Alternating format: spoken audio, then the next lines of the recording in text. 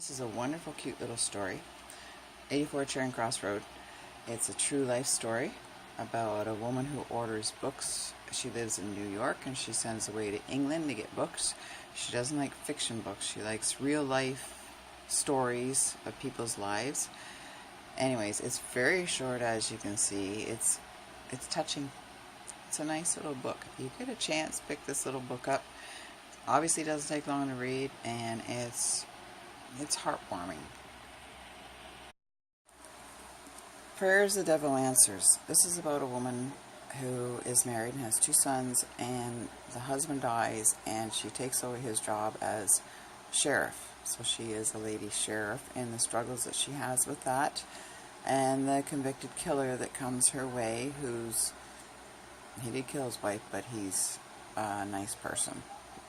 He's not mean-hearted. You have to read the book to understand. It is based around the very last hanging in the USA, which is true. It is the last hanging in the USA. So parts of this book are true. And promise. Hang on. Look up to the pictures. This is around the 1936 tornado that went through, no, I can't remember the name of the place, Tuvito, I want to say it right, Mississippi in 1936.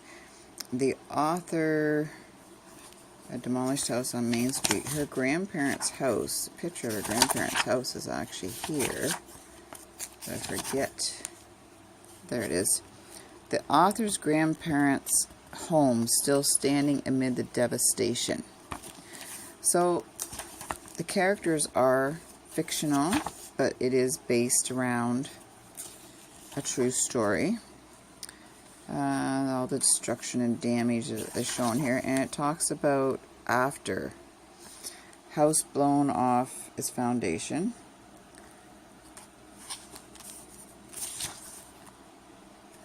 Tupelo, I think I'm saying that right, Mississippi in 1936. So like I say, the story is made up, but it is based around this disaster. And Tupelo did rise from the rubble, at least part of Tupelo, not sure if I'm saying that right, did. And it talks about the blacks too, and how they were not accounted for, and how the bodies were buried. And it's a story, like I say, about a black lady and the white people that she worked for doing their laundry. It's sad. I had a hard time reading every word of it because you can see the screams. Somebody screamed. Yeah, it's, you know, the dead bodies around and such, and the babies flying out of the lady's arms. So it's not, of course, the nicest story in that sense, and I did find it a little hard to read because of that, the people being killed. It's July 5th, this whole week, last week too, very, very hot. It's been, the humidity makes it feel like 45 degrees Celsius. It is so warm. I don't want to complain because I don't have to shovel snow. You know, I don't have to dig out my car.